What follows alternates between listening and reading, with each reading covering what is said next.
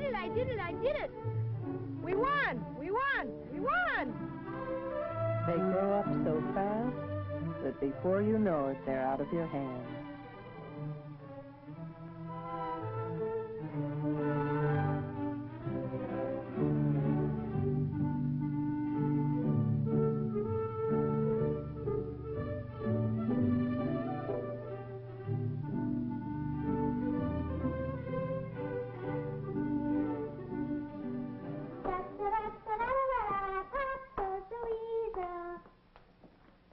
Goodbye, dear. Come right home after school now.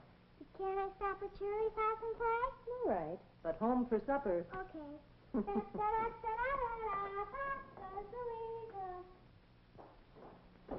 Oh, Paul, what time will you be home? Tennis today. Goodbye.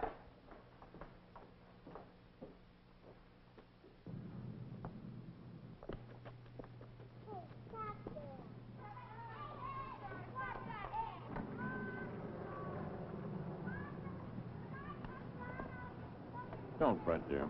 You're just growing up. Oh, I wasn't fretting. Just thinking. Now, what time will you be home? 6 as usual. I don't have a thing to do after school. Just thinking. How they're growing up so fast. It used to be they were mine all day long. But now, school. It seems I hardly see them anymore. Still, when school is the right kind of a place, it's such a pleasure to watch them go. Well, our school is the right kind of a place now, all right. And we know that our children are in good hands all day long. In the hands of people who understand them and know how to help them grow. Hi, Miss Howard. Hi. Miss Thompson says we're going to learn rhythms today. Will you be there? Oh, yes, children, I certainly will. You better hurry up now or you'll be late. Okay, bye. Bye. People with a purpose. That's what makes a school the right kind of a place. So that whether our children are reading or painting or learning about health, all their activities blend together into a single unified program. And we parents know that because of it, our children, all of our children, are getting a chance to grow and develop for effective living, now and in the future. But we haven't always understood how important physical education is in this program. And there was a time when we didn't understand that even the youngest children need help and guidance in their physical activity, just as they do in their other studies. Maybe we wouldn't understand it now if something hadn't happened 5 years ago. Something that began right in my own family when Paul was just 10 years old. Bye, Mom. Dad. Paul! You've forgotten your shoes again. Here. Okay. Have a nice day, dear. Bye.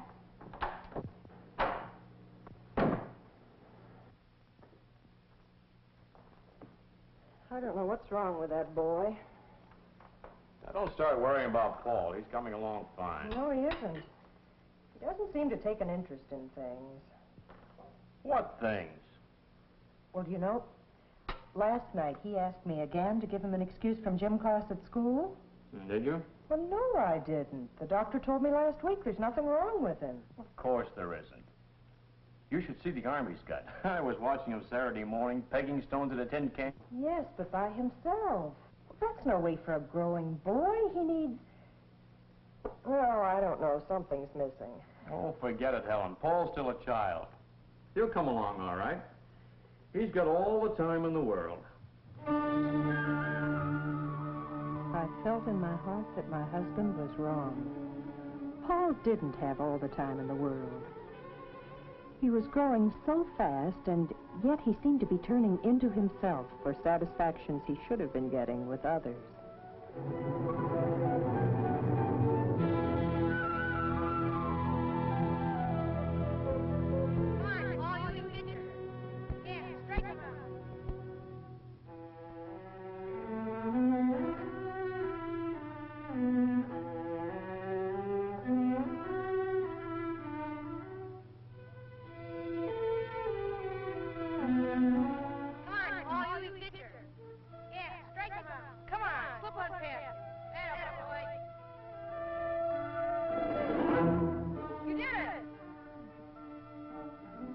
I knew that a growing child needs to feel the thrills of success and the approval of other children his own age, and that Paul wasn't getting the chance.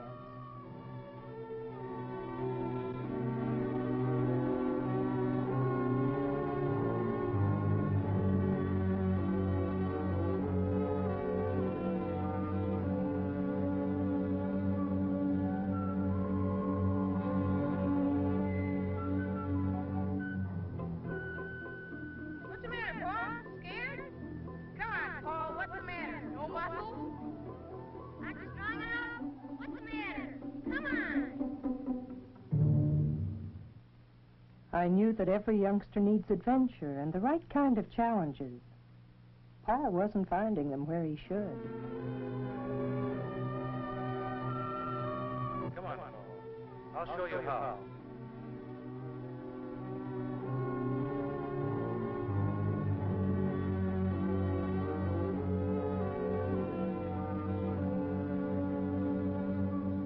I'll show you how. Now swing your feet. That's right. Now let go and reach. That's right. Let go and reach. Let go and reach. Let go and reach. Let go and reach. Let go and...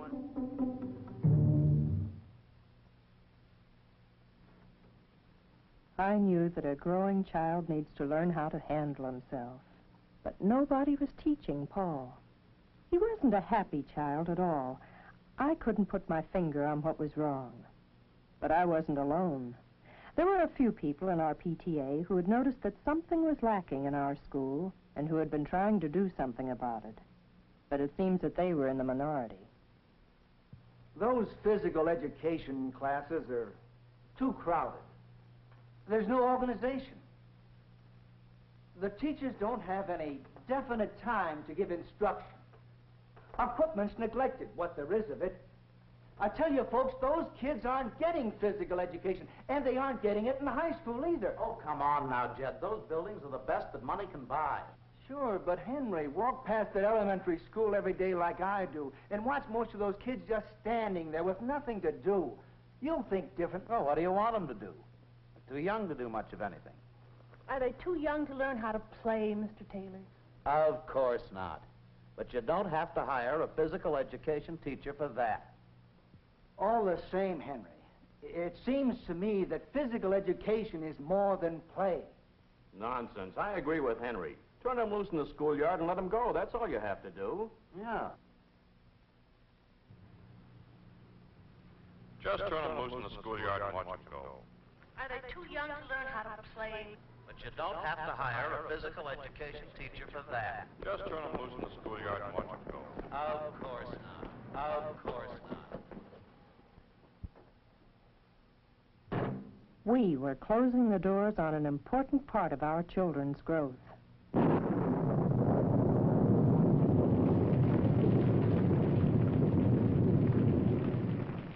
You could see it in their faces, particularly on days when there was no playground to fall back upon. There just wasn't anything for them to look forward to, except a confused, frustrating half hour in the gymnasium.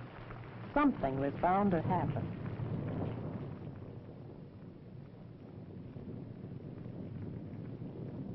Oh, it wasn't the teachers' fault. They were doing their best to develop well-rounded, healthy personalities. And in the classroom, they had a program and definite goals in mind. But when it came to the teaching of physical education, the teachers had little to offer except the same old games, disorganized and without any continuity from one grade to the next. Our children would get a feeling of emptiness every time they went off to the gymnasium. That's the feeling Paul must have had on the day it happened. Emptiness and confusion about his own abilities to play. All right, now, children, we're going to play a game of dodgeball. Let's see. Bob, you be one captain, and Margaret, you be the other.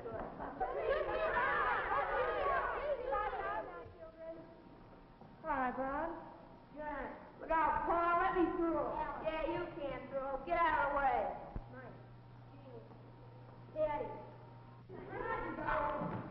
Come on, George.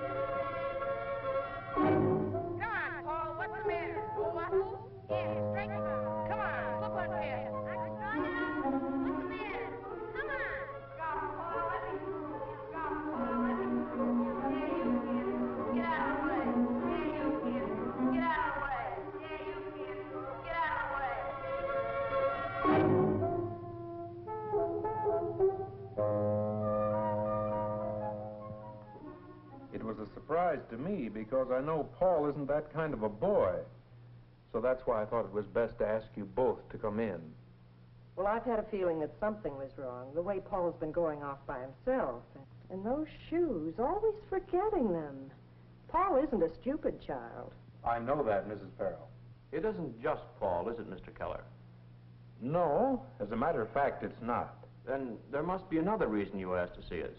There is, Mr. Farrell. You see, I too have felt that something was wrong. And I think I know what it is.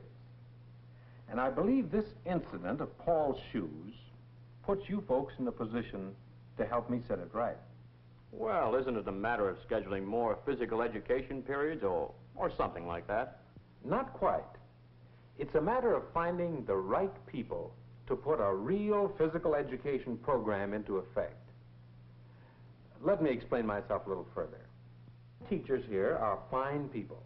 They're well-trained educators, but they haven't had special preparation for physical education.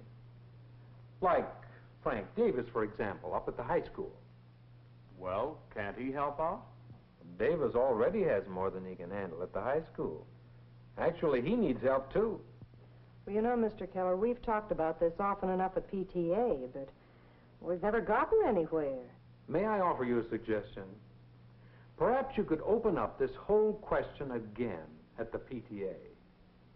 Because I have an idea when parents truly understand what physical education is really about, they'll see to it that the right kind of a program gets community support. Now, can I count on your help? I'll say you can. If there's one thing a man likes to see, it's his boy getting the right breaks when it comes to growing up. My husband was wonderful. He not only organized a special meeting of our PTA, but he talked up the subject whenever he could with other fathers. It was his idea to have Frank Davis, the high school physical education teacher, come in and give us a professional point of view about physical education. I could go on and on, but the point is, we don't have an adequate physical education program in any of our schools. We see a great many children coming to high school without even the basic physical skills, running, jumping, throwing, and the like. And we can't do much to help them. The way we're set up now, they lack stamina, strength, endurance. They just can't do so many of the things they should be able to. All this has a deep effect on the way they grow. As so many communities have found out, if each child is to make the most of himself, then all need direction in physical activity and a program that's organized with every type of youngster in mind. Now, you just can't turn children loose to play if you expect them to learn to work together, play by the rules, and build strong bodies. In the elementary school particularly, the classroom teachers shouldn't be expected to do all this by themselves. They need the counsel of a physical educator who is especially trained for the job. Someone who can supervise, instruct, help plan, and point up the role of physical education in the children's lives. Someone to encourage and help. This person should be a graduate of a regular... And so it wasn't too long before our PTA group, together with other groups in the community that were interested in school problems, asked the school board to take action. That action took the form of obtaining more qualified help at the high school level. Additional professionally trained teachers of physical education were employed to assist in both the boys' and girls' high school classes. This meant more room in the schedule for new activities. It also meant that now, for the first time, Mr. Davis himself was free to take responsibility for the direction of the entire physical education program. One of his first steps was to secure the services of a consultant in physical education, someone who would work in our elementary school, Paul's school. With the individual attention she was able to give to the pupils and the help she was able to give to teachers, conducting demonstrations, helping to plan activities and the like, we parents began to realize that at last our children would have their chance to grow and develop as children should. And that's what has happened, and has been happening ever since.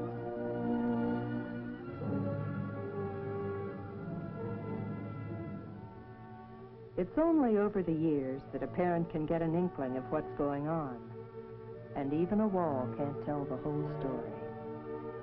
No one really can except the children themselves, and they're too busy growing up.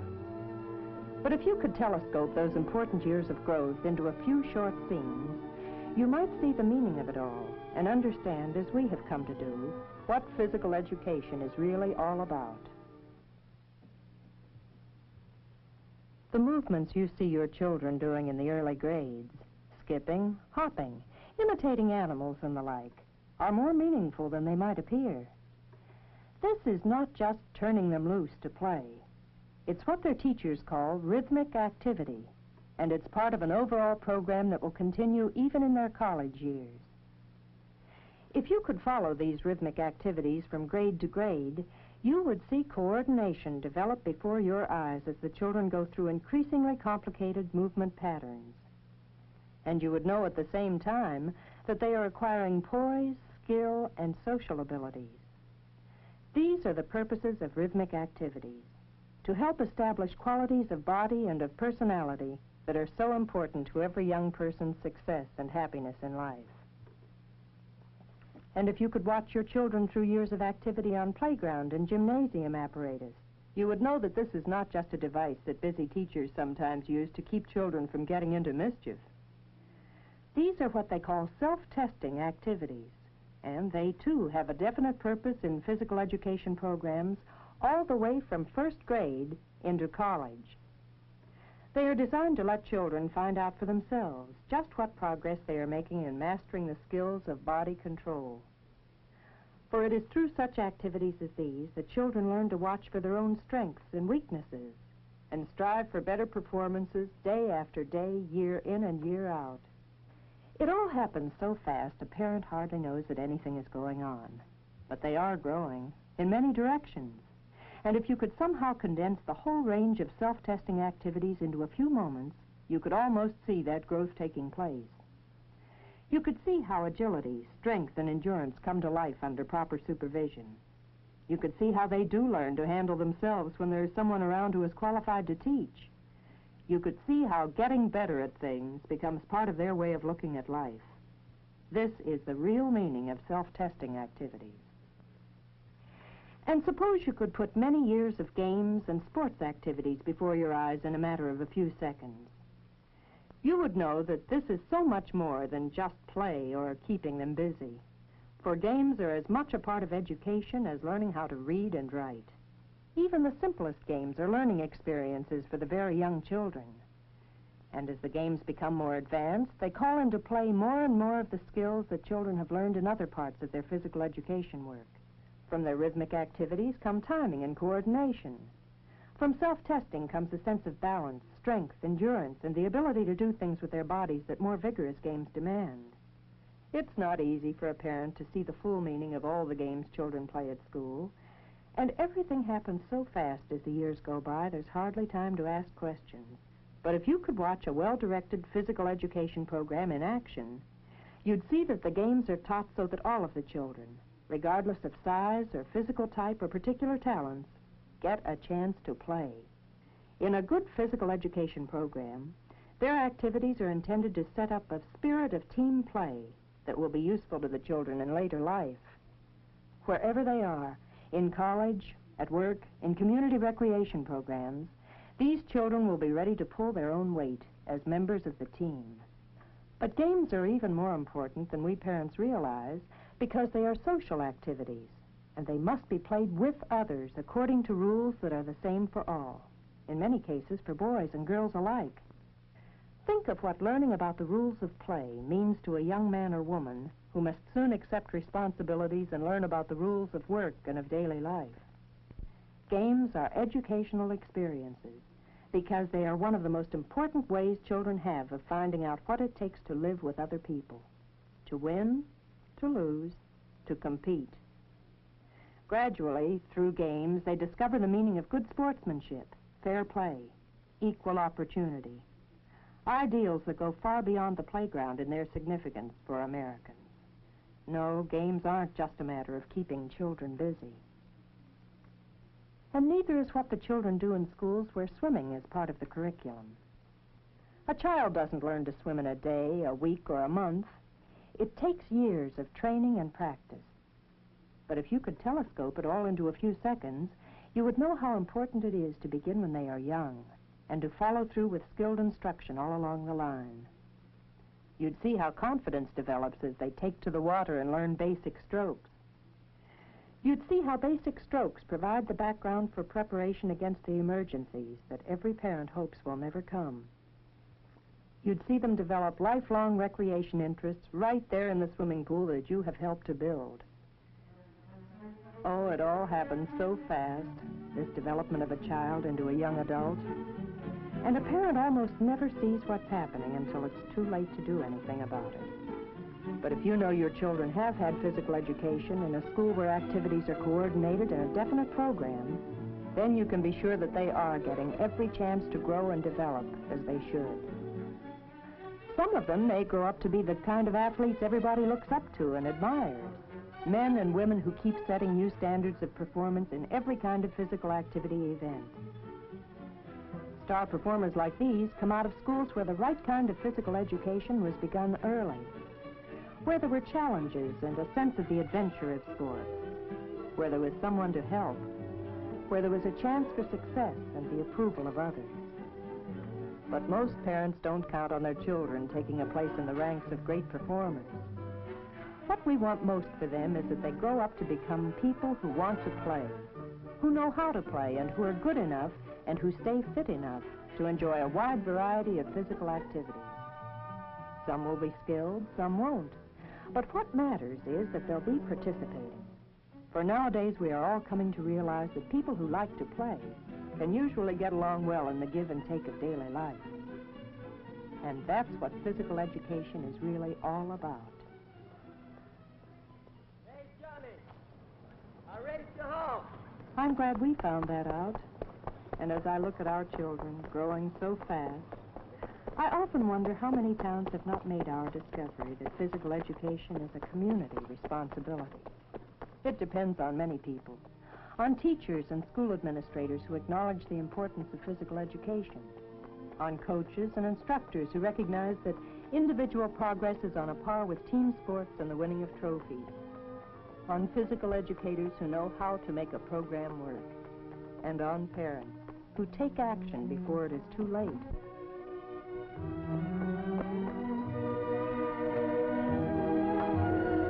They grow up so fast that before you know it, they're out of your hands.